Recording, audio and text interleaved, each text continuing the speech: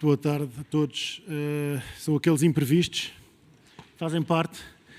Eu queria começar por dar-vos as boas-vindas e agradecer a este painel, que é um painel incrível, mais um painel incrível que nós temos no FÓLIO Autores. O FÓLIO este ano tem como tema Fronteiras e, tendo em consideração o momento que vivemos, eu achei que era essencial ter uma mesa com duas pessoas que nos podem ajudar a conhecer o momento que vivemos. O FÓLIO começou com um tema que foi existência e temos direito à existência. Ontem ainda abordou o medo e agora deixo-vos com o outro e espero que isto comece a fazer algum sentido num tema tão importante como as fronteiras, que é o tema deste ano. Muito obrigado, Bárbara, por vir moderar este painel e agradecer uma salva de palmas.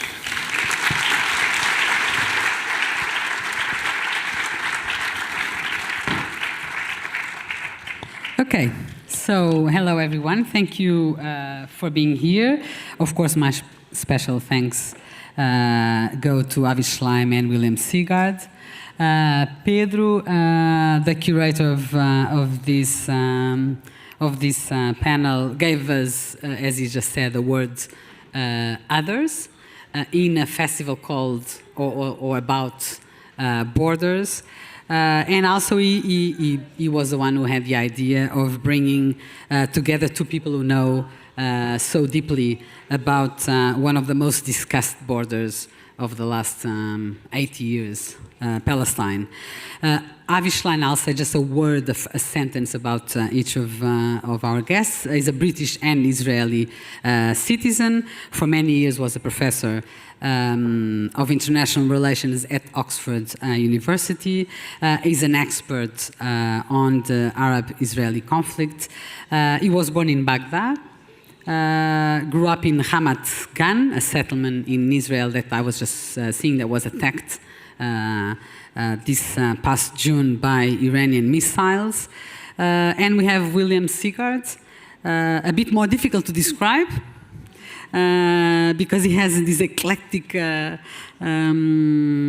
life. He's a British publisher, published books of children poetry and magazines in over 130 countries.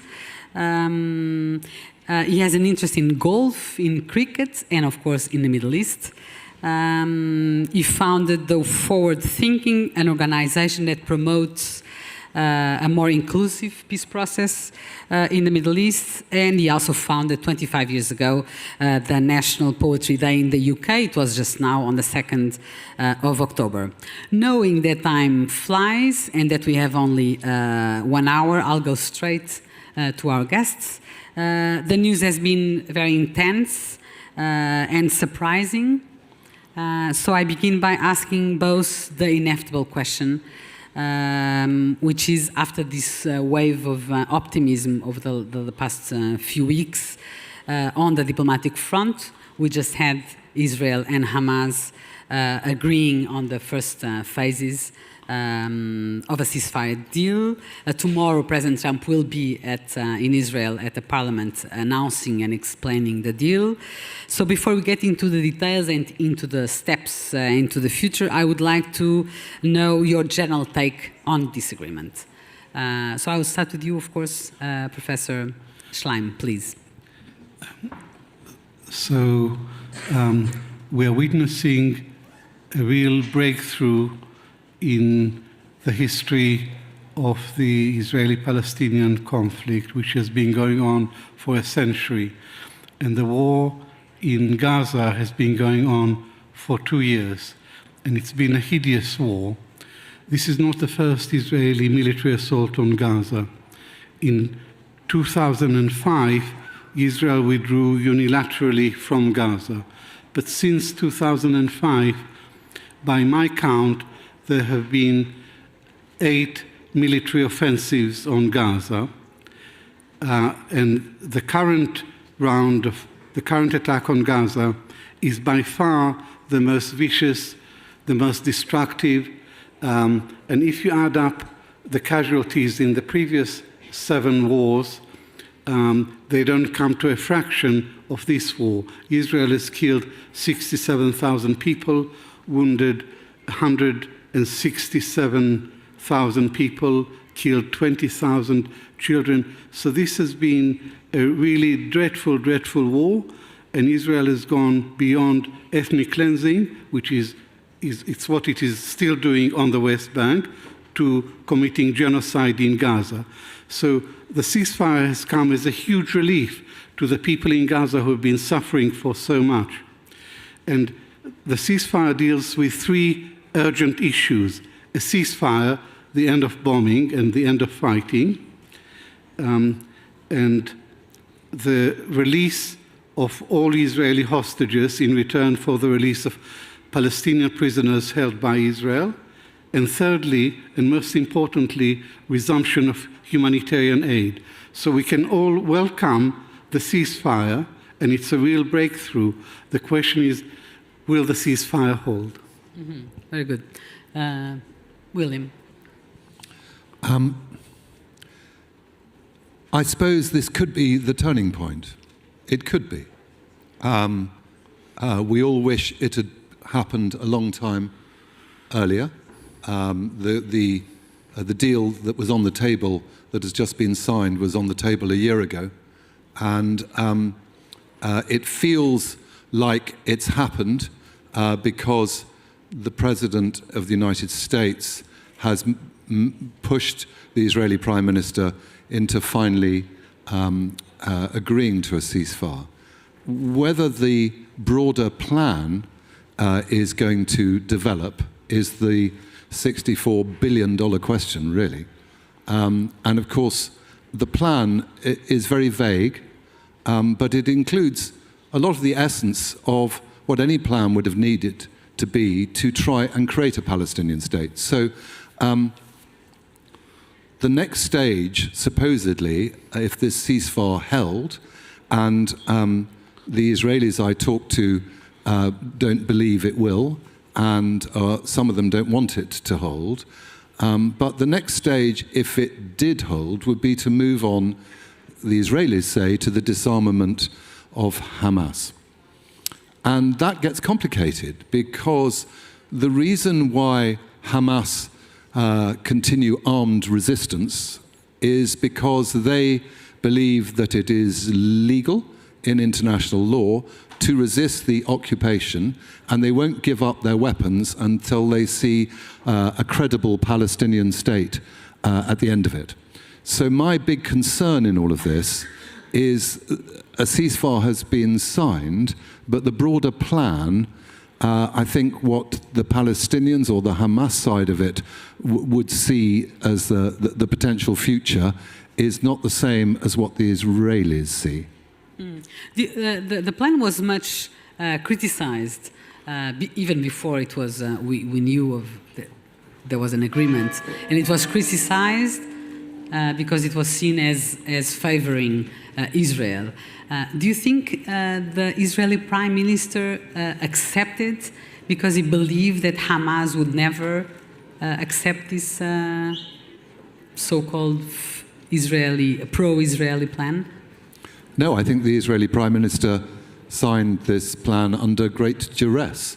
And he did it because he was told by President Trump that he had to, and that Israel has lost so many friends around the world that he was in danger of losing his American friends.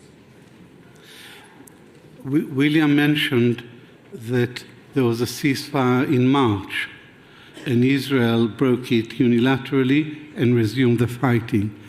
So if Israel had respected the last ceasefire, a lot of casualties, a lot of lives, and a lot of suffering would have been spared. I'll go further back in history. In May 2024, President Biden announced a ceasefire. And he said, this is an Israeli plan. And it was indeed a plan that Netanyahu had signed on to. But then the moment it was announced, Netanyahu said it's a complete non-starter. He went back on it and humiliated Biden. And Biden didn't do anything. So the war could have ended in May 2024. And Biden never used the leverage that America has with Israel to put Netanyahu in his place. All he had to do is pick up the phone and say, I give you 48 hours to stop the bombing, and if you don't stop, I'm stopping all American military supplies to Israel. Now, America gives Israel $3.8 billion in military aid every year. But Biden, during his administration, gave Israel $21 billion in military aid. So America is funding this war. America is not just complicit in genocide, it is an active partner in the genocide. And Trump is staggeringly ignorant. He doesn't have any understanding of this conflict, and he's a narcissist, so all he wants is credit for his own achievements, and he wants the Nobel Peace Prize. But Netanyahu manipulates him, and Netanyahu went too far by attacking Doha, Qatar, which has played such a constructive part all along in negotiating between Israel and Hamas.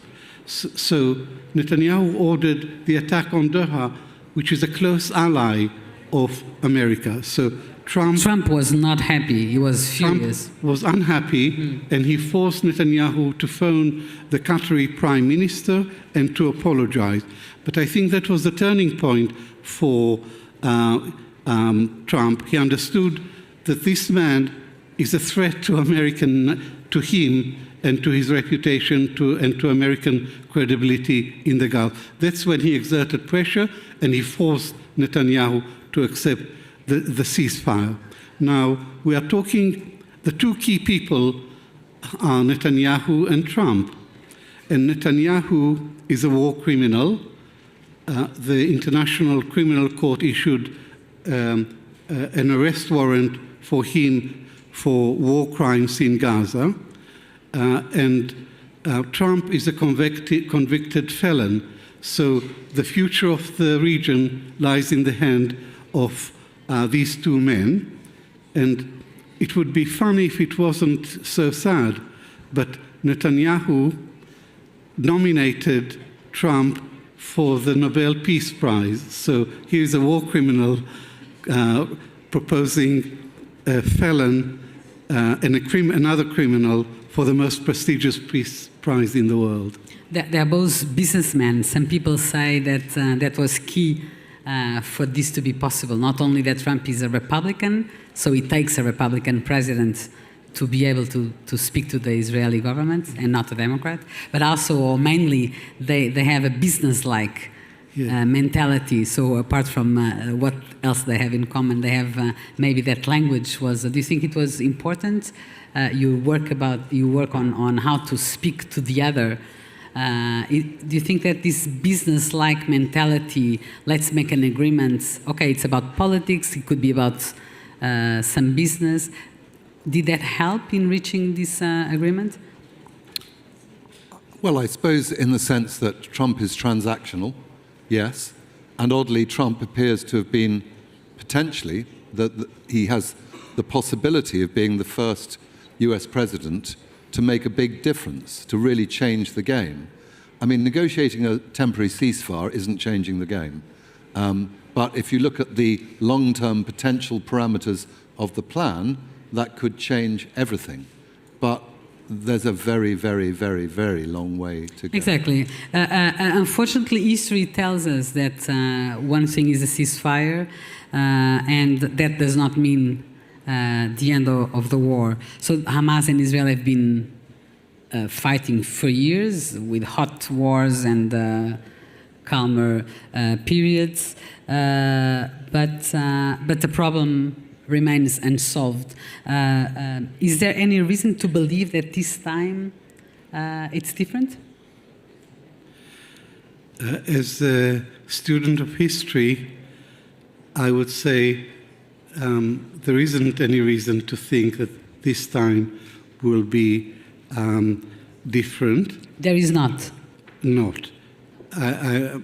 Because since 1967, when Israel trebled its territory, it had a basic choice to make, land or peace. And Israel chose peace with Egypt and agreed to return the Sinai Peninsula, and it got peace. But Israel refused to give back the West Bank, either to King Hussein of Jordan, who offered a full peace in return for full withdrawal. And so Israel rejected his offer and rejected the Palestinian offer of a Palestinian mini-state alongside Israel. And the policy guidelines of the present government are very extreme. The policy guidelines say Jews have an exclusive right to self-determination in the whole land of Israel. And the whole land of Israel includes the West Bank, which they refer to by its biblical name, Judea and Samaria. So here you have a conflict, two parties, and one party demands exclusive sovereignty over the whole of historic Palestine, and it denies any Palestinian national rights anywhere. How do you overcome that? It's become fashionable to say that the two-state solution is dead, because Israel killed it by annexing East Jerusalem, by constantly expanding settlements, and as we speak, Israel is stealing more and more Palestinian land and expelling more people from the West Bank. So the Israeli colonial project on the West Bank is expanding all the time, and there isn't enough room left for a viable Palestinian state. So I would say the two-state solution is not just dead, it was never born, because no Israeli government since 1967 has offered the Palestinians a formula for a two-state solution which would be acceptable to the most moderate Palestinian leader. And secondly, no American administration has ever pushed Israel into a genuine two-state settlement. Trump pushed Netanyahu into a ceasefire, but Trump doesn't support a two-state solution. I wonder whether he knows what it means. He said in a press conference, whatever Bibi says, I'll go along with it. So Trump isn't going to push for a Palestinian state. And the only thing we can be optimistic about, it's a kind of negative optimism, is that over the last few months, Trump had enabled the Israeli governing coalition to believe that they would be able to remove every Palestinian from Gaza. And in Israel, they were talking about the third Commonwealth, a Commonwealth like that they call after Solomon and David, would be in Israel from the river to the sea, and all the Palestinians would be removed once and for all. So the fact that President Trump has publicly avowed that possibility, that's about the only progress we've got to, apart from the temporary ceasefire. But at the same time, when there was this recent recognition of the Palestinian state by key European countries, France, United Kingdom, there was a wave of fury, of course, in Israel, in Washington, but also a wave of optimism. And many people said that this is the closest we got to the solution of the two states. But that's just rhetoric.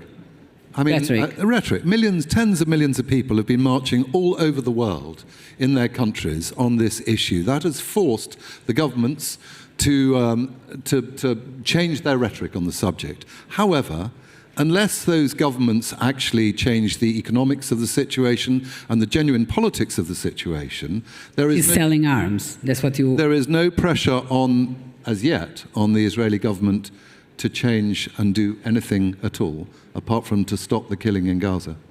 When you look at South Africa, it's given as a mirror, a possible mirror for what it meant, this recognition. Some people say, and some historians say, that when we look at South African apartheid, that it only changed when key European countries isolated Pretoria. Could this be also a possible scenario similar to that? I believe that Israel eventually would go down the same route as apartheid South Africa. This won't happen in the near future, but I believe that it won't. It won't in the near future, in the foreseeable future, because apartheid. But I believe that apartheid in the 21st century is not sustainable, and in the end, it was international pressure that forced the end of apartheid in South Africa.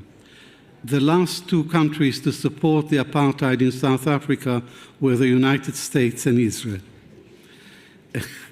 And I think the last country to support Israel, a solution to the conflict and sanctions against Israel would be the United States. But so far, as long as Netanyahu has the support of Trump, he ignores the whole of international opinion and he ignores the United Nations. But he's totally dependent on the American support. Now, there is a disconnect between the Western publics and their governments. All European governments, particularly the British government, have been one-sided in their support for Israel. I would say almost blind support for Israel. But the public has been moving more and more openly against Israel and in support of Palestinian rights. And we've seen marches and demonstrations all over the world in support of Palestinian rights. I go on these marches with my wife and with our daughter.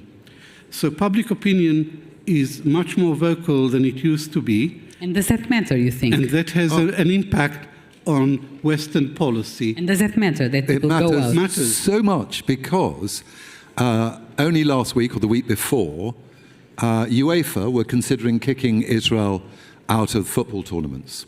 And the Eurovision Song Contest will, many countries will say will no longer take part. Those kinds of things have an enormous influence. And those it's a public embarrassment. Yeah, but that's been driven by people. That's been driven by footballers saying we've got to do something about it.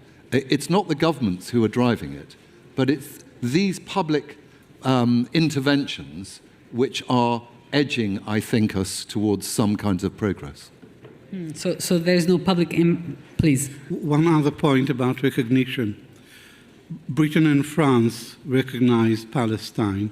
So now 4 members of the Security Council, exactly. 4 permanent members, Russia, China, and now Britain and France, recognize a Palestinian state.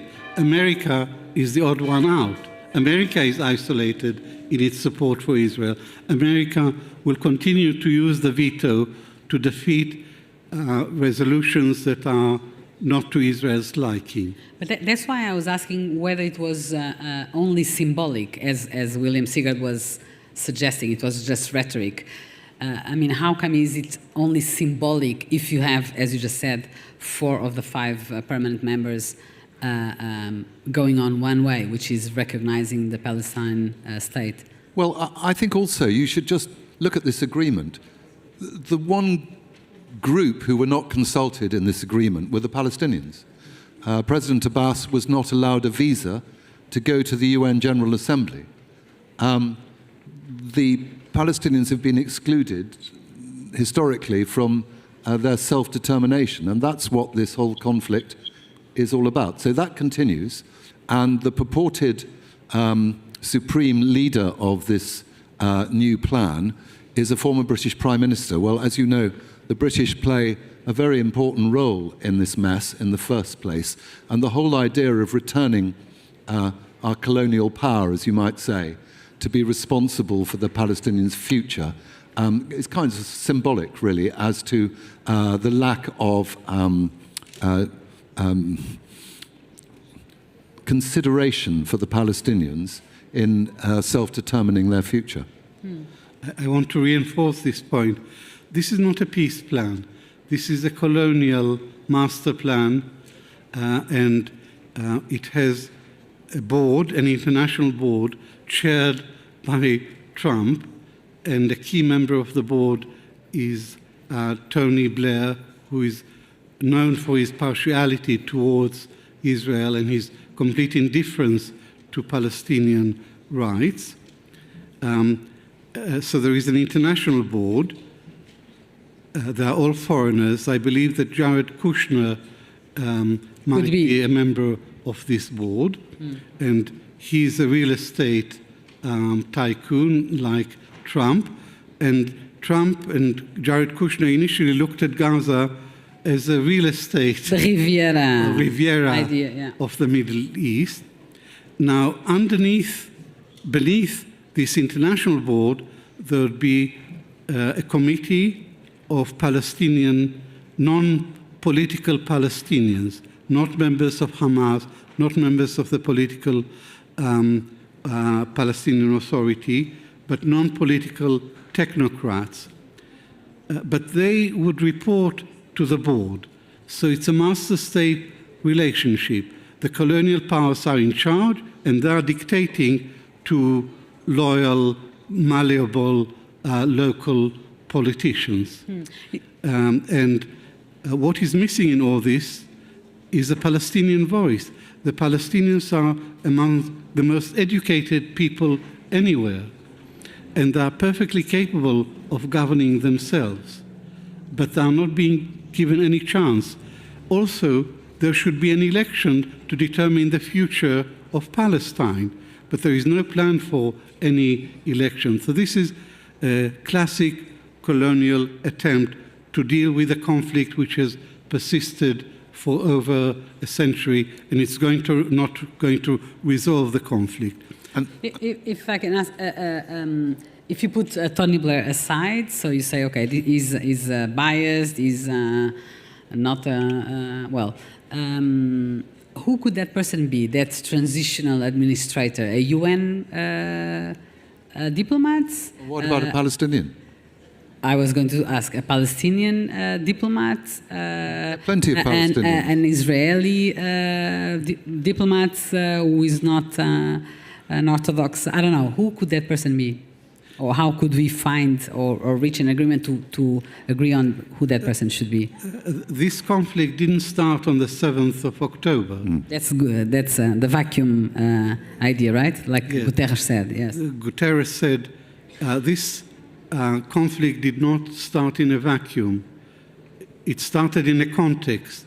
The context is 56 years of suffocating Israeli occupation. So that's the context. That's the exact quote of Guterres, so you remember his words. Exactly, because he was the first to announce, and he didn't denounce Israel, he denounced Hamas, the attack on civilians. And then he went to say, but we have to understand why the attack happened. And I would like, so I have a new book called Genocide in Gaza, Israel's Long War on Palestine, and it's a collection of essays, and mostly is about the history of the conflict and the history of Hamas. And the key historic point is January 2006, when Hamas won a fair and free election, both in Gaza and the West Bank, but Israel refused to recognize the Hamas government, and Israel resorted to economic warfare to undermine it. And then there was a plot that involved America, Fatah, Egyptian intelligence to overthrow the Hamas government, and that forced Hamas to preempt and seize power in Gaza. So Hamas chose the parliamentary route to power, achieved power, but Israel and its Western allies refused to accept the reality, because the Palestinians It was a democracy, there was an election, but the Palestinians voted for the wrong bunch of people. So that is an example not just of Israeli hypocrisy, but of Western hypocrisy in refusing to accept a democratically elected government. So and on how choosing someone to have this role, Tony Blair's role, just to finish that, what should have the process have been? Well, William. allow them to have some elections to choose their own leader. I would advocate. I think Well, before one of the in a realistic, more realistic terms. One of the things that people never talk about, and I think it should be talked about, is that there probably isn't one Arab regime that would like to see a democratic Palestinian state, because it pulls the rug from underneath their own autocracies. And so we never really talk about this, but Arab regimes, their leadership have to be seen to be speaking out on behalf of the Palestinian people, and in part because over the last 2 years, their younger generations in their countries have been even more radicalized in defense of the Palestinian cause. But ultimately, they don't want to see free and fair elections across the Middle East. We saw that in the Arab Spring. They all collapsed, or mostly. Mm-hmm.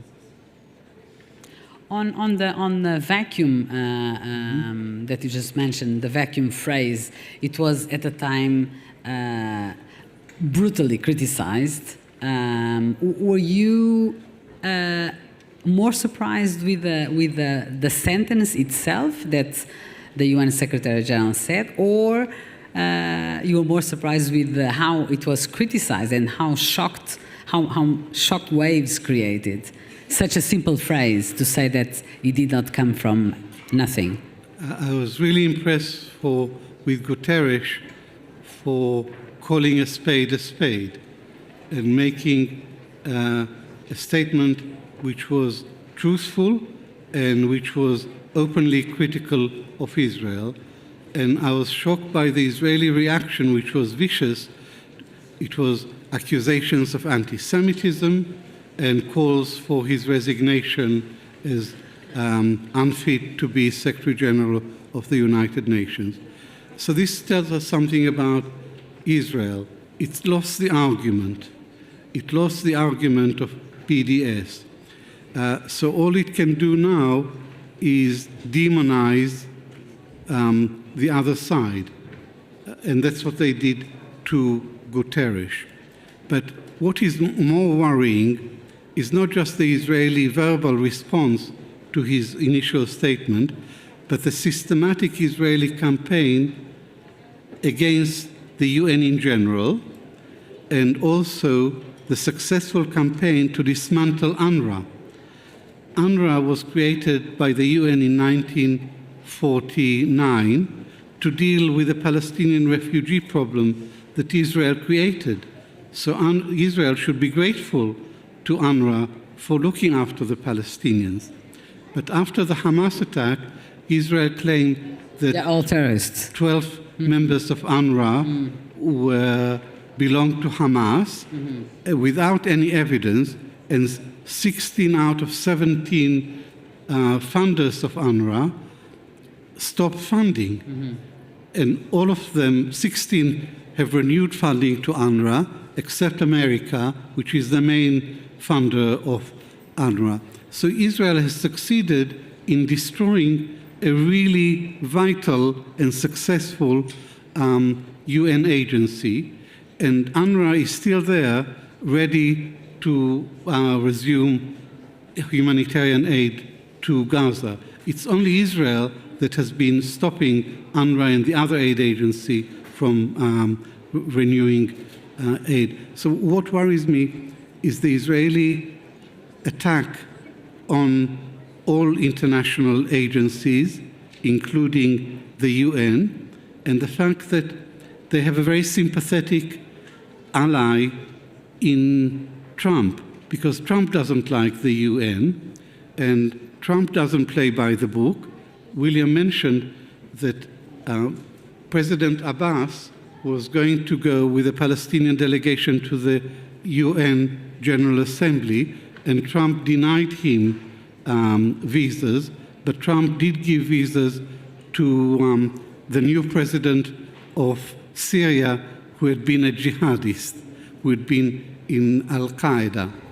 And Trump doesn't believe in international agencies, and he only believes in using American power and economic power. So he helps Israel to discredit international agencies, including the International Criminal Court, which, as I mentioned earlier, issued an arrest warrant for the Israeli, for Netanyahu, an arrest warrant for the prime minister of a Jewish state. It's unheard of. But Trump has sanctioned all the judges of the ICC.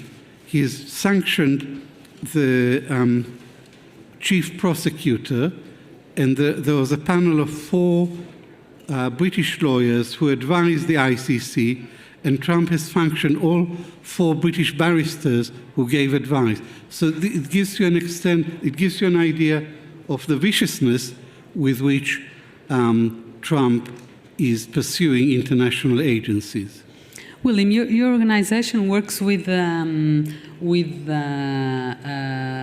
trying to establish bridges and sitting at the same table, different sides, and you very much talk about the need to have hardliners talking to each other. So that has to do with our theme, the other.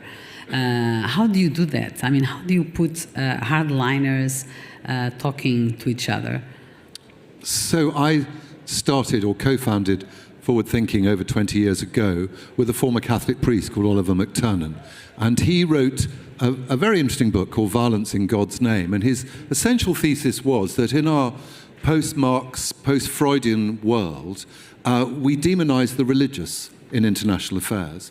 And whenever we try and solve international conflicts, we tend to exclude the difficult people from the process. And those difficult people tend to be religiously inspired. And his whole thesis was that actually, if you exclude these people, they'll blow up any progress. And we had this in our country, in Northern Ireland. In Northern Ireland, the British government helped make peace between 2 Irish politicians who at the time had political majorities on each side of the divide, but they were the moderates. And the moment they signed the document, they kind of lost their constituency. And the 2 excluded parties, Sinn Féin, which is the political wing of the IRA, and the Democratic Unionist Party, then led by the Reverend Ian Paisley, suddenly rose to power, and they got all the votes. And when we started 20 or so years ago in the Israel-Palestinian conflict, we engaged with the Russians, the ultra-Orthodox, the settlers, and Likud, and they were in opposition. And we engaged with Hamas and Islamic Jihad on the other side, and they were in opposition. Over the last 20 years, those 2 sides have become the governments on both sides, and Oliver's prediction was entirely true. But ultimately, this conflict is very simple, and the tragic truth is that the top 2,000 people who run Israel... How simple is that? I mean... Well, let me explain. The top 2,000 people who run Israel, which are the politicians, the generals, the judges, all sorts of people, maybe not the judges anymore, and the top 2,000 Islamists, as they're called, members of the religiously inspired political communities, not one of them have ever met. And they live in a country smaller than Wales. Until you get those people round the table face to face, it's literal. You will know. And the only time any of the Islamists have met Israelis is when they've been their jailers. And many of them have been in prison for decades. So the simple reality is the way in which this conflict will ultimately be solved, as all conflicts are ultimately solved, is sitting around the table with the other and making a peace deal. So I was telling Avi how we bring Israeli and Palestinian politicians to Northern Ireland to sit down with the Irish to work out how they did it. Because the Irish themselves say to us, the people who inspired us were the South Africans. The Catholics, the Sinn Féin, learnt everything from the ANC in South Africa. And the Protestants, the DUP, learnt everything from President de Klerk. And I've sat at a table with the leading Protestants in Northern Ireland, across the table to, a number of Netanyahu's cabinet, saying, we've negotiated with people who say, I want you dead. And we didn't trust them then, and we don't now. But our children say, Daddy, what were the troubles like? And we fly your flag above our houses. In Belfast, the Protestant community fly Israeli flags above their houses, and the Catholic community fly Palestinian flags the other side of the wall. In the end, these people who hate each other, don't trust each other, and probably never will, have got to meet, and they've never met. Is this a lyrical, romantic idea, or do you think it has actually its key to solve this problem? At the moment, it's a romantic idea. It's pie in the sky for the extremists on both sides, the Israeli side and the Palestinian side, to come together. So a lot has to change in people's minds before such a scenario becomes realistic. Because Israel-Palestine is a political dispute. It's a political conflict. There is only a political solution to this conflict. Israel only uses military force, and military force doesn't work. Israel has launched, this is the 8th military offensive in Gaza, and Israeli generals call the attacks on Gaza mowing the lawn, cutting the grass. It's something mechanical that you do every couple of years. You go bomb, create a lot of damage, withdraw, but leave the underlying conflict unresolved. So there is an Israeli saying, if force doesn't work, use more force. And this is an idiotic idea, because if force doesn't work, and it hasn't worked, it's because force is the wrong instrument for dealing with this political conflict. So a lot would, and the change of mind happened on the Palestinian side when Hamas won the election in 2006 and offered Israel negotiations on a long-term ceasefire. Israel refused to negotiate, and the conflict persisted. So Israel would have to recognize the Palestinians as equal.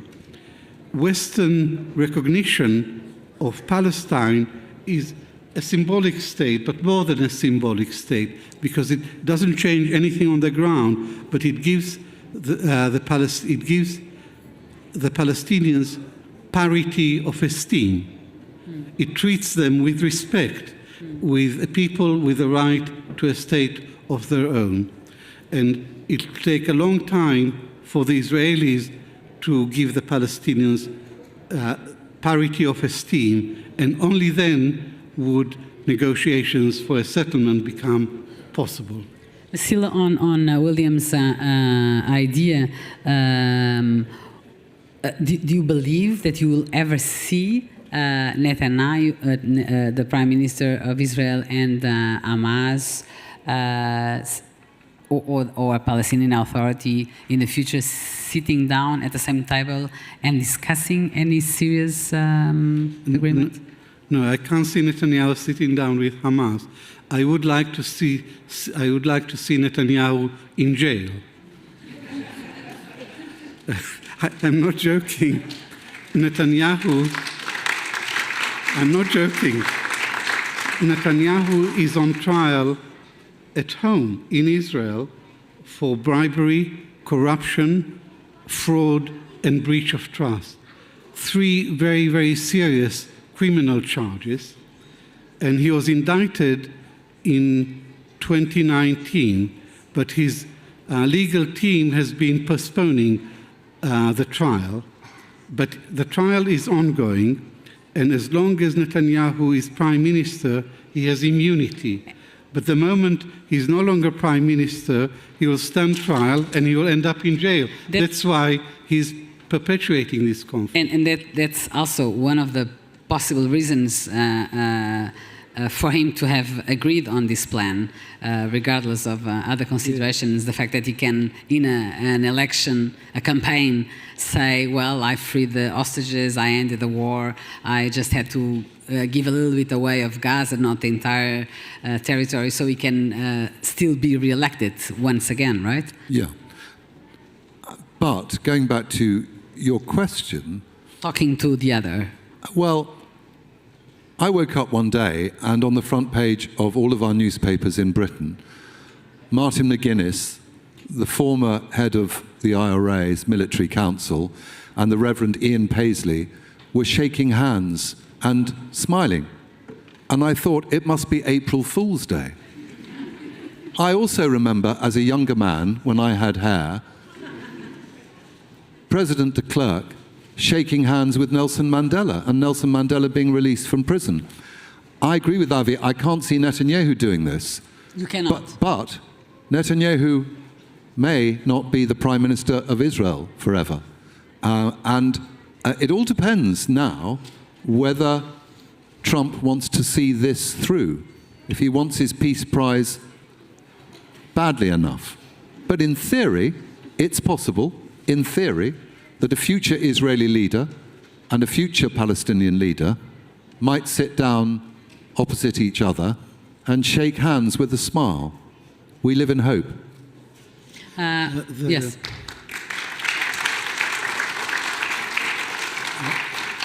The former Israeli Foreign Minister Abba Eban said, nations are capable of acting rationally after they have exhausted all the other alternatives.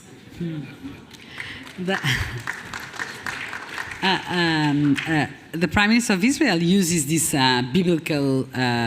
historical biblical reasons to defend his position on the rights or his idea of Israel, but we also have, let's say, more recent, more modern ideas of what Israel should be, which go to the birth of Israel. So Golda Meir and Ben Gurion. Is the idea that Ben Gurion and Golda Meir had about what Israel should be, is it still alive in Israel? Israel has undergone a very deep transformation since the days of Ben Gurion and Golda Meir. A larger proportion of the Israeli public is religious. And there is also the Russian Jews who tend to be anti-democratic and authoritarian and anti-Palestinian, so they reject any territorial concessions on the West Bank. So Israeli society has been moving to the right, and one example of that, one illustration, is that Netanyahu's two principal coalition partners, religious Zionism led by Smotrich and Jewish power led by Ben Gvir, they used to be the lunatic fringe, the far right. No one took them seriously.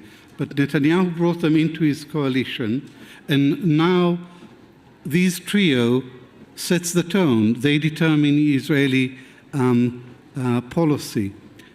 So demography in Israel has worked against a settlement with the Palestinians, and the impulse for change is not going to come from within Israel. It has to be the result of external pressure, as in the case of South Africa. Over lunch, you were saying how you were brainwashed a few times over your life. Could you tell us a little bit of how did that happen and how you came out of that brainwashed process? So, my autobiography is called 3 Worlds, Memoirs of an Arab Jew, and there is a Portuguese edition of the book, which is on sale here, and my publisher is sitting here in the front row, and it's a beautifully produced book. the three worlds are Baghdad. We were Arab Jews, we Iraqi Jews. I lived in Baghdad from up to the age of 5, then Israel from 5 to 15, and then I went to school in London from 15 to 18. Then I went back to Israel and I served in the IDF, in the Israeli army, in the mid-1960s, and I was an Israeli patriot. I believed all the propaganda. The biblical source of... That we are a small, peace-loving country surrounded by nasty Arabs who wanted to throw us into the sea, and we had to stand up. We had no choice. We had to stand up and fight. But when I started writing my memoirs, I did a lot of research about my family's history in Iraq, and I found a completely different history of centuries of coexistence between Muslims and Jews. For my family and me, Muslim-Jewish coexistence wasn't a distant dream or an abstract idea. It was the everyday reality. In Europe, the Jews were the other. In Germany, the Jews were symbolic of the other. In the Arab world, in Iraq, the Jews didn't stand out. We were one minority among many, with a long tradition of religious tolerance between the different minorities. And we as Jews, we were treated with respect, we were treated as equal. Whereas when my family moved to Israel, we were treated as second-class citizens, and I had an inferiority complex for being an Iraqi Jew, which governed my relationship with Israeli society. Now, my own experience colors my thinking about the future. And the Middle East looked completely different before the birth of Israel in 1948. And there's been a lot of Arab interest in my book. There is an Arabic edition, because anyone born after 1948 would have no idea that the whole face of the Middle East was different before the emergence of the State of Israel.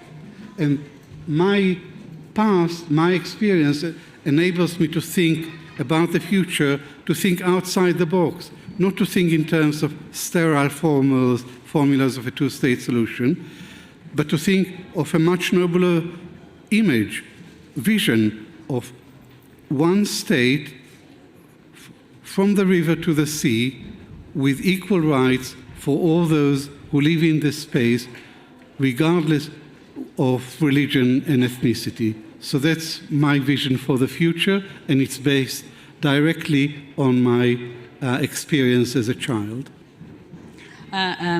You write about the original scene of the problem. So before that dream for the future, and when I mentioned this just before we arrived, you corrected me and said, no, just not one original scene. There are two. Could you please tell us what are those two original scenes for the Sephardi and Ashkenazi? No. The original scene of why we have this conflict over. Sorry. I remember now. So there were two original scenes in the history of this conflict.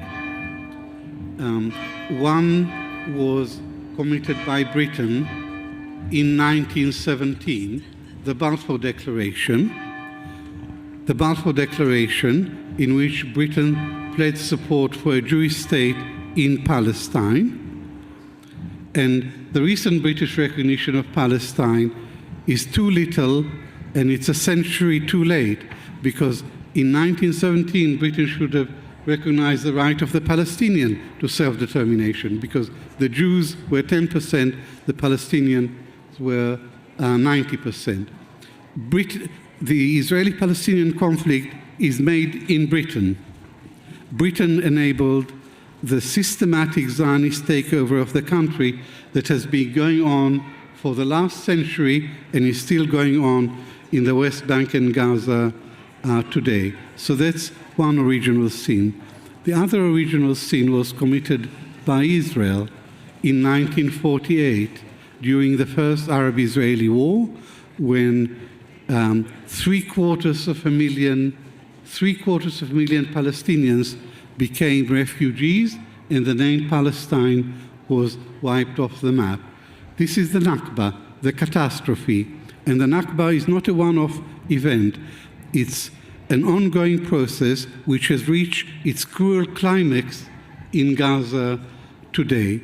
And I have dual nationality, Israeli and British, and I feel doubly guilty towards the Palestinians, guilty as a Brit for the Balfour Declaration and everything that happened until Tony Blair and Starmer, and I feel guilty towards the Palestinians for the occupation since 1967, the most prolonged and brutal military occupation in modern times. We didn't talking about guilt. We didn't talk about Germany. Just quickly, there is this kind of eternal complex that Germany has. So I ask you: is guilt eternal? They will not move from where they are, Germany. I don't know. I'm a Brit. With ideas about Germany. I don't know. Yes, I mean, we all come, the Abrahamic cultures, from the principle of original sin rather than original blessing. And that might be the crucial difference that we really need to evolve. I'm not sure there's an easy answer, but given that this talk is all about the other, it seems to me this conflict is like a very bad marriage all over the world. It's become very tribal, and whatever your views are, you cannot hear the other side, and you cannot feel for the other side. And until we learn to feel for those who don't agree with us, we remain in trouble. So,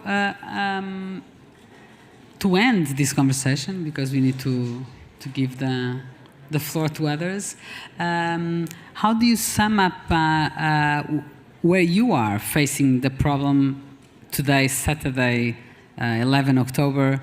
Are you more optimistic than you were a month ago? Are you less?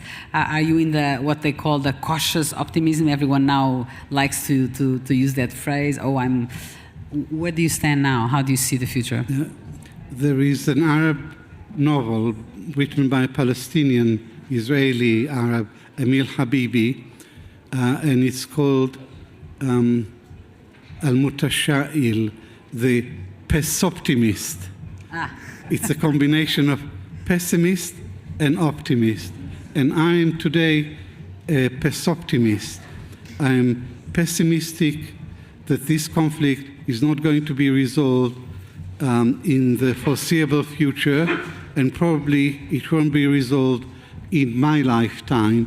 But I'm optimistic in the long term that this conflict cannot persist. Israel will not continue to get away literally with murder, and eventually justice would prevail and the Palestinians would have freedom and equality on their own land. William, are you going to make up a word as well? No, I have nothing to add. You know, I'm a child in this conflict compared to Avi. I really recommend his books in general. You know, he's been a voice in the darkness, a light in the darkness for me and for many, many people. I'm rather in awe of Avi. That's all I want to say. Thank you so much. Thank you, sir. It was a pleasure. Thank you.